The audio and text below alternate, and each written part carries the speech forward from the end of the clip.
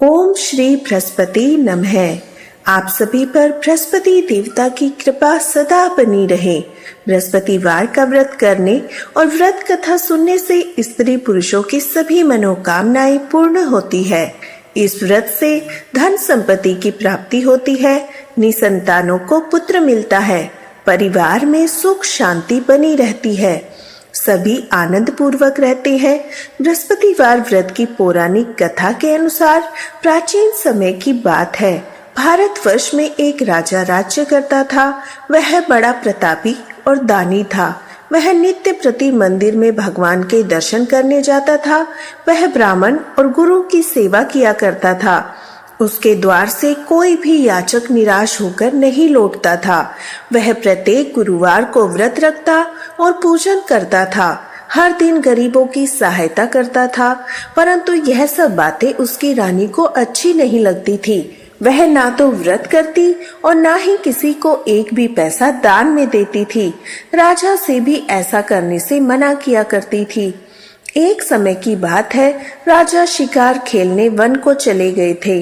घर पर रानी और दासी थी। उसी समय गुरु बृहस्पति साधु का रूप धारण करके राजा के दरवाजे पर भिक्षा मांगने आए। साधु ने रानी से भिक्षा मांग तो वह कहने लगी, हे साधु महाराज, मैं इस दान और पुण्य से तंग आ गई हूँ। इस कार्य के लिए तो मेरे पति देव ही बहुत है। अब आप ऐसी कृपा करें कि हमारा सारा धन नष्ट हो जाए और मैं आराम से रह सकूं। साधु रूपी बृहस्पति देव ने कहा, हे देवी, तुम बड़ी विचित्र हो। संतान और धन से कोई दुखी नहीं होता है, इसको तो सभी चाहते हैं। पापी भी पुत्र और धन की इच्छा रखता है। अगर तुम्हारे पास धन अधिक है तो भूखे मनुष्यों को भोजन कराओ, प्याऊ लगवाओ, ब्राह्मणों को दान दो, धर्मशालाएं बनवाओ, कुआं, तालाब, बावड़ी, बाग बगीचे आदि का निर्माण कराओ, निर्धनों की कुंवारी कन्याओं का विवाह कराओ, यज्ञ आदि करो। इस प्रकार के कर्मों से आपके कुल का और आपके नाम परलोक में सार्थक होगा, स्वर्ग की प्राप्ति होगी। किंतु रानी साधु की इन बातों से खुश नहीं हुई। उसने कहा, हे साधु महाराज, मुझे ऐसे धन की आवश्यकता नहीं जिसको मैं अन्य किसी को दान दूं, जिसको रखने और संभालने में मेरा सारा समय नष्ट हो जाए। तब साधु ने कहा, हे देवी, अगर तुम्हारी ऐसी ही इच्छा है तो जैसा मैं तुम्हें बताता हूँ वैसा ही करना। बृहस्पतिवार के दिन घर को गोबर से लीपना, अपने केशों को पीली मिट्टी से धोना, राजा से कहना वह दाढ़ी कटवाए, भोजन में मांस और मदिरा खाना, कपड़ा धोबी के यहाँ धुलने डालना। इस प्रकार 7 बृहस्पतिवार करने से तुम्हारा सब धन नष्ट हो जाएगा। ऐसा कहकर साधु महाराज रूपी बृहस्पति देव अंतर ध्यान हो गए। रानी ने साधु के कहे अनुसार 7 बृहस्पतिवार तक वैसा ही करने का विचार किया। साधु के बताए अनुसार करते हुए केवल 3 बृहस्पतिवार ही बीते थे। उसकी समस्त धन संपत्ति नष्ट हो गई। भोजन के लिए दोनों समय परिवार तरसने लगा, सांसारिक भोगों से दुखी रहने लगा। तब वह राजा रानी से कहने लगा, हे रानी, तुम यहीं रहो, मैं दूसरे देश को जाता हूँ, क्योंकि यहाँ पर मुझे सभी मनुष्य जानते हैं, इसलिए मैं यहाँ कोई काम नहीं कर सकता। मैं परदेश जा रहा हूँ, वहाँ कोई काम धंधा करूँगा, शायद हमारे भाग्य बदल जाए। ऐसा कहकर राजा परदेश चला गया। वह वहाँ जंगल से लकड़ी काट कर लाता और शहर में बेचता। इस तरह जीवन व्यतीत करने लगा। इधर राजा के बिना रानी और दासी दुखी रहने लगी। किसी दिन भोजन मिलता, किसी दिन केवल जल पीकर ही रह जाती। एक बार रानी और दासियों को 7 दिन तक बिना भोजन के रहना पड़ा। तो रानी ने अपनी दासी से कहा, हे दासी, यहाँ पास ही के नगर में मेरी बहन रहती है, वह बड़ी धनवान है। तू उसके पास जा और वहाँ से 5 सेर गेहूं मांग कर लेकर आ, जिससे कुछ समय के लिए थोड़ा गुजर बसर हो जाए। दासी रानी की बहन के पास गई। दासी ने रानी की बहन से कहा, हे रानी, मुझे आपकी बहन ने भेजा है, मुझे 5 सेर गेहूं दे दो। दासी ने यह बात अनेक बार कही, परंतु रानी की बहन ने कोई उत्तर नहीं दिया, क्योंकि उस दिन बृहस्पतिवार की कथा सुन रही थी। जब दासी को रानी की बहन से कोई उत्तर नहीं मिला तो वह बहुत दुखी हुई। उसे क्रोध भी आया। वह लौटकर रानी से बोली, हे रानी, आपकी बहन तो बड़ी ही घमंडी है। वह तो छोटे लोगों से बातें भी नहीं करती। मैंने उससे बहुत बार कहा लेकिन उसने कोई उत्तर नहीं दिया और मैं वापस चली गई। रानी बोली, हे दासी, इसमें कोई दोष नहीं है। जब बुरे दिन आते हैं तब कोई सहारा नहीं देता। अच्छे बुरे का पता विपत्ति में ही लगता है। अब तो जो ईश्वर की इच्छा होगी वही होगा। यह सब हमारे भाग्य का दोष है। उधर रानी की बहन ने सोचा, मेरी बहन की दासी आई थी परंतु मैं उससे नहीं बोली, इससे वह बहुत दुखी हुई होगी। अतः कथा सुनकर और विष्णु भगवान का पूजन समाप्त कर वह अपनी बहन के घर आई और कहने लगी, हे बहन, मैं बृहस्पतिवार का व्रत कर रही थी। तुम्हारी दासी हमारे घर गई थी परंतु जब तक कथा होती है तब तक ना हम उठते हैं और ना ही बोलते हैं, इसलिए मैं नहीं बोली। तो वो दासी क्यों गई थी बहन, बताओ ना। तो बहन ने कहा, हमारे घर अनाज नहीं था। वैसे तुमसे कोई बात छिपी नहीं है, इस कारण मैंने दासी को तुम्हारे पास 5 सेर गेहूं लाने के लिए भेजा था। रानी की बहन बोली, बहन देखो, बृहस्पति देव भगवान सबकी मनोकामनाएं पूर्ण करते हैं। देखो, शायद तुम्हारे घर में अनाज रखा हो। यह सुनकर दासी घर के अंदर गई तो वहां उसे एक घड़ा भरा हुआ गेहूं का मिल गया। उसे बड़ी हैरानी हुई क्योंकि उसने एक एक बर्तन को पहले ही देख लिया था। उसने बाहर आकर रानी को बताया। दासी अपनी रानी से कहने लगी, हे रानी, देखो, वैसे हमको जब अन्न नहीं मिलता तो हम व्रत ही तो करते हैं। अगर इनसे व्रत की विधि और कथा पूछ ली जाए तो हम भी किया करेंगे। दासी के कहने पर रानी ने अपनी बहन से बृहस्पतिवार व्रत के बारे में पूछा। उसकी बहन ने बताया, हे रानी बहन, बृहस्पतिवार को सूर्योदय से पहले उठकर स्नान करके बृहस्पतिवार का व्रत करना चाहिए, लेकिन उस दिन सिर नहीं धोना चाहिए। बृहस्पतिवार के व्रत में चने की दाल और मुनक्का से विष्णु भगवान का केले के वृक्ष की जड़ में पूजन करना चाहिए। दीपक जलाना चाहिए। उस दिन एक ही समय भोजन करे। भोजन पीले पदार्थों का ही करे। कथा का श्रवण करे। इस प्रकार करने से गुरु भगवान प्रसन्न होते हैं, अन्न, पुत्र और धन देते हैं, मनोकामनाएं पूर्ण करते हैं। व्रत और पूजन की विधि बताकर रानी की बहन अपने घर लौट आई। रानी और दासी दोनों ने निश्चय किया कि बृहस्पति देव भगवान का पूजन करेंगे। 7 दिन बाद जब बृहस्पतिवार आया तो उन्होंने व्रत रखा। गुड़साल में जाकर चना और गुड़ बीन लाई। उसकी दाल से केले की जड़ में पूजन किया और विष्णु भगवान की पूजन और अर्चना की। अब पीला भोजन कहाँ से आए? दोनों बड़ी दुखी हुई, परंतु उन्होंने व्रत किया था, इस कारण बृहस्पति देव भगवान प्रसन्न थे। एक साधारण व्यक्ति के रूप में वे 2 थालों में सुंदर पीला भोजन लेकर आए। दासी को देकर बोले, दासी, यह भोजन तुम्हारे और रानी के लिए है, तुम दोनों कर लेना। दासी भोजन पाकर बहुत प्रसन्न हुई। रानी से बोली, हे रानी, आप भी भोजन कर लीजिए। रानी को भोजन आने के बारे में कुछ नहीं पता था, इसलिए वह दासी से बोली, जाओ तू ही भोजन कर। क्यों, तू व्यर्थ में हमारी हंसी उड़ाती है? तब दासी बोली, रानी, एक व्यक्ति भोजन देके गया है। तब रानी कहने लगी, वो भोजन तेरे लिए देकर गया है, तू ही भोजन कर। दासी ने कहा, वह व्यक्ति हम दोनों के लिए 2 थालों में भोजन देकर गया है, इसलिए मैं और आप दोनों ही साथ साथ भोजन करेंगे।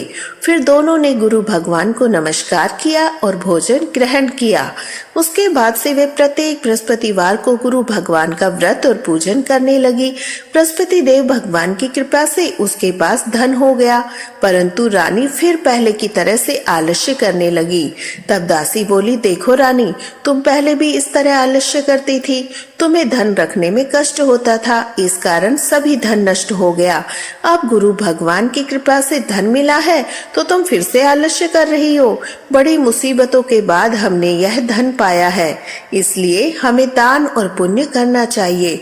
तुम भूखे मनुष्यों को भोजन कराओ, प्याऊ लगवाओ, ब्राह्मणों को दान दो, कुआं, तालाब, बावड़ी आदि का निर्माण कराओ, मंदिर और पाठशाला बनवाकर दान दो, कुंवारी कन्याओं का विवाह कराओ, धन को शुभ कार्य में खर्च करो, जिससे तुम्हारे कुल का यश बढ़े और स्वर्ग की प्राप्ति हो और पितृ भी प्रसन्न हो।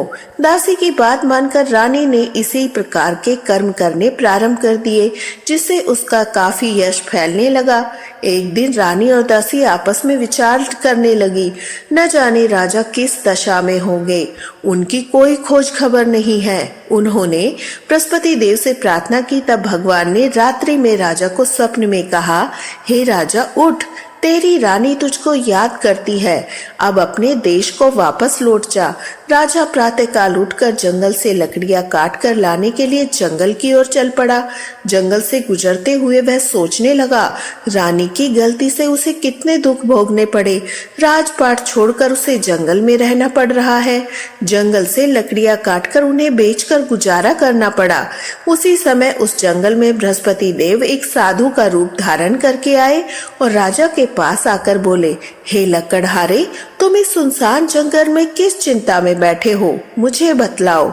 यह सुनकर राजा की आंखों से आंसू भर आए। साधु की वंदना करके बोला, हे प्रभु, आप सब कुछ जानने वाले हैं। ऐसा कहकर राजा ने साधु को अपनी संपूर्ण कथा सुना दी। महात्मा दयालु होते हैं। वे राजा से बोले, हे राजा, तुम्हारी पत्नी ने बृहस्पति देव के प्रति अपराध किया था, जिस कारण तुम्हारी यह दशा हुई। अब तुम किसी प्रकार की चिंता मत करो, भगवान तुम्हें पहले से अधिक धन देंगे। देखो, तुम्हारी पत्नी ने बृहस्पतिवार का व्रत करना प्रारंभ कर दिया। अब तुम भी बृहस्पतिवार का व्रत करके चने की दाल और गुड़ जल के लोटे में डालकर केले का पूजन करो। फिर कथा कहो और सुनो, भगवान तुम्हारी सब मनोकामनाओं को पूर्ण करेंगे। साधु को प्रसन्न देखकर राजा बोला, हे प्रभु, मुझे लकड़ी बेचकर इतना पैसा नहीं मिलता जिससे मैं भोजन करने के उपरांत कुछ बचा सकूं। मैंने रात्रि में अपनी रानी को व्याकुल देखा है। मेरे पास कोई साधन नहीं जिससे उसका समाचार जान सकूं। फिर मैं बृहस्पति देव की क्या कहानी कहूँ, मुझे तो कुछ भी नहीं मालूम है। साधु ने कहा, हे राजा, तुम किसी बात की चिंता मत करो।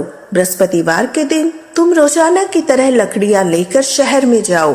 तुम्हें रोज से 2 गुना धन मिलेगा, जिससे तुम भली भांति भोजन कर लोगे। बृहस्पति देव की पूजा का सामान भी आ जाएगा और बृहस्पतिवार की कथा का भी श्रवण कर लेना। प्राचीन समय में एक बहुत ही निर्धन ब्राह्मण था। उसकी कोई संतान नहीं थी। वह नित्य पूजा करता, परंतु उसकी पत्नी बहुत मलिनता के साथ रहती थी। वह ना तो स्नान करती और ना ही किसी देवता का पूजन करती थी। प्रातःकाल उठते ही सबसे पहले भोजन करती, बाद में कोई अन्य पदार्थ खाती। ब्राह्मण देवता बहुत दुखी थे। पत्नी को बहुत समझाते, किंतु कोई परिणाम नहीं मिला। भगवान की कृपा से ब्राह्मण के घर एक कन्या का जन्म हुआ। वह कन्या अपने पिता के घर में बड़ी होने लगी। वह बालिका प्रातःकालीन स्नान करके विष्णु भगवान का जप करती। वह बचपन से ही बृहस्पतिवार का व्रत भी करने लगी थी। पूजा पाठ समाप्त कर स्कूल जाती तो मुट्ठी में जौ भरकर ले जाती। पाठशाला जाने के मार्ग में डालती जाती। वही जो सोने के हो जाते तो लौटते समय उनको बीनकर घर ले आती। एक दिन वह बालिका सोने के जौ को फटक रही थी। तभी उसकी माँ ने देख लिया और कहने लगी, हे बेटी, सोने के जौ को फटकने के लिए सोने का सूप भी होना चाहिए। दूसरे दिन गुरुवार था। उस कन्या ने व्रत रखा और बृहस्पति देवता से प्रार्थना करके कहा, हे प्रभु, यदि मैंने सच्चे मन से आपकी पूजा की है तो मुझे सोने का सूप दे दो। बृहस्पति देव ने उसकी प्रार्थना को स्वीकार कर लिया। रोजाना की तरह वह कन्या जौ फैलाती हुई पाठशाला चली गई। पाठशाला से लौटकर जब वह जौ बीन रही थी तो बृहस्पति देवता की कृपा से सोने का सूप मिला। उसे वह अपने घर ले आई और उससे जौ साफ करने लगी, परंतु उसकी माँ का वही ढंग रहा। एक दिन की बात है, वह कन्या सोने के सूप में जौ साफ कर रही थी।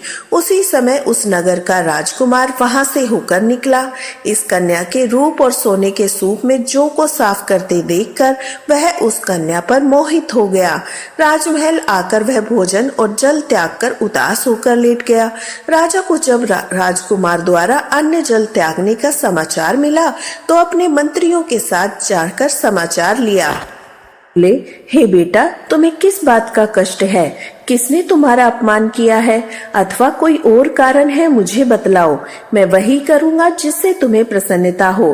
तब राजकुमार ने अपने पिता की बातें सुनी और बोला, आपकी कृपा से किसी बात का दुख नहीं, किसी ने मेरा कुछ अपमान नहीं किया, परंतु मैं उस लड़की के साथ विवाह करना चाहता हूँ जो सोने के सूप में जौ साफ कर रही थी। यह सुनकर राजा आश्चर्य में पड़ गया। बोला, हे बेटा, इस तरह की कन्या का पता तुम ही लगाओ, मैं उसके साथ तुम्हारा विवाह अवश्य करा दूंगा। राजकुमार ने राजा को उस लड़की के घर का पता बतलाया। मंत्री उस लड़की के घर गया और राजा का आदेश ब्राह्मण को सुनाया। कुछ दिन बाद ब्राह्मण की कन्या का विवाह राजकुमार के साथ संपन्न हो गया। कन्या के घर से जाते ही उस ब्राह्मण देवता के घर में पहले की तरह गरीबी का वास हो गया। अब भोजन के लिए भी अन्न बड़ी मुश्किल से मिलता था। एक दिन दुखी होकर ब्राह्मण अपनी पुत्री से मिलने गया। बेटी ने पिता की दुखी अवस्था को देखा और अपनी माँ का समाचार पूछा। ब्राह्मण देवता ने सभी हाल कह सुनाया। तब कन्या ने बहुत सारा धन देकर अपने पिता को विदा कर दिया। इस तरह ब्राह्मण का कुछ समय सुखपूर्वक बीता, लेकिन कुछ दिन बाद फिर से वही हाल हो गया। ब्राह्मण फिर अपनी कन्या के यहाँ गया और सभी हाल कहा तो पुत्री कहने लगी, हे पिताजी, अब माता जी को यहाँ लेकर आओ, मैं उन्हें विधि बता दूंगी जिससे गरीबी दूर हो जाए। अब ब्राह्मण देवता अपनी पत्नी को साथ लेकर अपनी पुत्री के पास चराज महल में पहुँचे तो पुत्री अपनी माँ को समझाने लगी, माँ तुम प्रातःकाल उठकर प्रथम स्नान आदि करके विष्णु भगवान जी का पूजन करो तो सब दरिद्रता दूर हो जाएगी। परंतु उसकी माँ ने उसकी एक भी बात नहीं मानी। वह प्रातःकाल उठकर अपनी पुत्री का बचा झूठन खा लेती थी। एक दिन उसकी पुत्री को बहुत गुस्सा आया। उसने एक रात कोठरी से सारा सामान निकाल दिया और उसमें अपनी माँ को बंद कर दिया। प्रातः उसमें से निकाला, स्नान आदि करा के पूजा पाठ करवाया तो उसकी माँ की बुद्धि ठीक हो गई। इसके बाद वह नियम से पूजा पाठ करती और प्रत्येक बृहस्पतिवार को व्रत करने लगी। इस व्रत के पुण्य प्रभाव से उसकी माँ भी बहुत धनवान हो गई। बृहस्पति देवता के प्रभाव से स्वर्ग को गई। वह ब्राह्मण भी सुखपूर्वक इस श्लोक का सुख भोग कर स्वर्ग को प्राप्त हुआ। इस तरह कहानी कहकर साधु महाराज वहाँ से लोप हो गए। धीरे धीरे समय बीतने पर फिर बृहस्पतिवार का दिन आया। राजा जंगल से लकड़ी काटकर किसी शहर में बेचने गए। उसे उस दिन और दिनों से अधिक धन मिला। राजा ने चना गुड़ आदि लाकर बृहस्पतिवार का व्रत किया। उस दिन से उसके सभी क्लेश दूर हो गए। परंतु जब अगला गुरुवार का दिन आया तो बृहस्पतिवार का व्रत करना भूल गया। इस कारण बृहस्पति भगवान नाराज हो गए। उस दिन उस नगर के राजा ने विशाल यज्ञ का आयोजन किया। अपने समस्त राज्य में घोषणा करवा दी, कोई भी मनुष्य अपने घर में भोजन ना बनाए और आग भी ना जलाए। समस्त जनता मेरे यहाँ भोजन करने आए। इस आज्ञा को जो ना मानेगा उसे फांसी की सजा दी जाएगी। राजा की आज्ञा अनुसार राज्य के सभी निवासी राजा के भोज में सम्मिलित हुए, लेकिन लक्कड़हारा कुछ देर से पहुंचा, इसलिए राजा उसको अपने साथ महल में ले गए। जब राजा लक्कड़हारे को भोजन करा रहे थे तो रानी की दृष्टि उस खूंटी पर पड़ी जिस पर उसका हार लटका था। उसे हार उस खूंटी पर लटका दिखाई नहीं दिया। रानी को निश्चय हो गया, मेरा हार उस लक्कड़हारे ने चुरा लिया है। उसी समय सैनिक बुलवाकर उसको कैद खाने में डलवा दिया। जब लक्कड़हारा कारागार में पड़ गया तो बहुत दुखी होकर विचार करने लगा, न जाने कौन से पूर्व जन्म के कर्म से मुझे यह दुख प्राप्त हुआ है। उसी साधु को याद करने लगा जो जंगल में मिला था। तत्काल बृहस्पति देव साधु के रूप में प्रकट हो गए और उसकी दशा को देखकर कहने लगे, अरे मूर्ख, तूने बृहस्पति देवता की कथा नहीं की, इस कारण तुम्हें यह दुख प्राप्त हुआ है। अब चिंता मत कर, बृहस्पतिवार के दिन कारागार के दरवाजे पर 4 पैसे पड़े मिलेंगे, उनसे तू बृहस्पति देव की पूजा करना तो तेरे सभी कष्ट दूर हो जाएंगे। अगले बृहस्पतिवार उसे कारागार के द्वार पर 4 पैसे पड़े मिले। राजा ने पूजा का सामान मंगवाकर कथा कही और प्रसाद बांटा। उसी रात्रि को बृहस्पति देव ने उस नगर के राजा को स्वप्न में कहा, हे राजा, तूने जिस आदमी को कारागार में बंद किया है वह निर्दोष है, वह राजा है, उसे छोड़ देना। रानी का हार उसी खूंटी पर लटका हुआ है। अगर तू ऐसा नहीं करेगा तो मैं तेरे राज्य को नष्ट कर दूंगा। राजा प्रातःकाल उठा और खूंटी पर टंगा हार देखकर उस लकड़हारे को बुलाकर क्षमा मांगने लगा। राजा के योग्य सुंदर वस्त्र आभूषण भेंट कर उसे विदा किया गया। गुरुदेव की आज्ञा अनुसार राजा अब अपने नगर को चल दिया। राजा जब नगर के निकट पहुंचा तो उसे बड़ा आश्चर्य हुआ। नगर में पहले से अधिक बाग, तालाब और कुएं और बहुत सी धर्मशालाएं और मंदिर आदि बने हुए थे। राजा ने पूछा, यह किसका बाग और धर्मशाला है? तब नगर के सब लोग कहने लगे, यह सब रानी और दासी द्वारा बनवाए गए हैं। राजा को आश्चर्य हुआ और गुस्सा भी आया। जब रानी ने खबर सुनी कि राजा आ रहे हैं तो उसने अपनी दासी से कहा, हे दासी, देख राजा हमको कितनी बुरी हालत में छोड़कर गए थे। वह हमारी ऐसी हालत देखकर लौट न जाए, इसलिए तू दरवाजे पर खड़ी हो जा। रानी की आज्ञा अनुसार दासी दरवाजे पर खड़ी हो गई। जब राजा आए तो उन्हें अपने साथ महल में ले गई। तब राजा ने क्रोध करके अपनी तलवार निकाली और पूछने लगा, बताओ यह धन तुम्हें कैसे प्राप्त हुआ है? तब रानी ने बतलाया, हमें यह सब धन बृहस्पति देव के व्रत के प्रभाव से प्राप्त हुआ है। राजा ने तब निश्चय किया, 7 रोज बाद तो सभी बृहस्पति देव का पूजन करते हैं, परंतु मैं रोजाना दिन में 3 बार कथा कहा करूंगा, रोज व्रत किया करूंगा। अब हर समय राजा के दुपट्टे में चने की दाल बनी रहती। दिन में 3 बार वह कथा कहता। एक दिन राजा ने विचार किया, चलो अपनी बहन के यहाँ चलता हूँ। इस तरह निश्चय कर राजा घोड़े पर सवार होकर अपनी बहन के यहाँ चल दिया। रास्ते में उसने देखा कुछ आदमी एक मुर्दे को लिए जा रहे हैं। उन्हें रोककर राजा कहने लगा, रे भाइयों, मेरी बृहस्पतिवार की कथा सुन लो। वे बोले, हमारा तो आदमी मर गया है, इसको अपनी कथा की पड़ी है। परंतु कुछ आदमी बोले, अच्छा कहो, हम तुम्हारी कथा सुनेंगे। राजा ने दाल निकाली और कथा कहनी शुरू कर दी। जब कथा आदि हुई तो मुर्दा हिलने लगा। जब कथा समाप्त हुई तो राम राम करके वह मनुष्य खड़ा हो गया। राजा आगे बढ़ा। उसे चलते चलते शाम हो गई। आगे मार्ग में उसे किसान खेत में हल चलाता मिला। राजा उससे बोला, अरे भैया, मेरे बृहस्पतिवार की कथा सुन लो। किसान बोला, जब तक मैं तेरी कथा सुनूंगा तब तक 4 हरैया जोत लूंगा। जा अपनी कथा किसी और को सुनाना। राजा आगे चलने लगा। राजा के हटते ही बैल पछाड़ खाकर गिर गए। किसान के पेट में बहुत जोर से दर्द होने लगा। उसी समय किसान की माँ रोटी लेकर आई। जब उसने यह देखा तो अपने पुत्र से सब हाल पूछा। बेटे ने सभी हाल बता दिया। बुढ़िया दौड़ी दौड़ी उस घुड़सवार के पास गई और उससे बोली, मैं तेरी कथा सुनूंगी, तू अपनी कथा मेरे खेत पर चलकर कहना। राजा ने लौटकर बुढ़िया के खेत पर जाकर कथा कही, जिसके सुनते ही बैल खड़े हो गए। किसान के पेट का दर्द भी ठीक हो गया। अब राजा अपनी बहन के घर पहुंचा। बहन ने भाई की खूब मेहमानी की। दूसरे दिन प्रातःकाल राजा जागा तो देखने लगा सब लोग भोजन कर रहे हैं। राजा ने अपनी बहन से पूछा, ऐसा कोई मनुष्य है जिसने भोजन न किया हो? मेरी बृहस्पतिवार की कथा सुन ले। तो बहन बोली, हे भैया, यह देश ऐसा ही है, पहले यहाँ लोग भोजन करते हैं, बाद में अन्य कोई काम करते हैं। अगर पड़ोस में कोई हो तो देख आती हूँ। ऐसा कहकर बहन चलने लगी। तभी ऐसा कोई व्यक्ति नहीं मिला जिसने भोजन नहीं किया हो। फिर वह एक कुम्हार के घर गई जिसका लड़का बीमार था। उसे पता चला उसके यहाँ 3 दिन से किसी ने भोजन नहीं किया।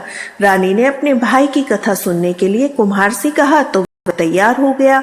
तब राजा ने जाकर बृहस्पतिवार की कथा कही, जिसको सुनते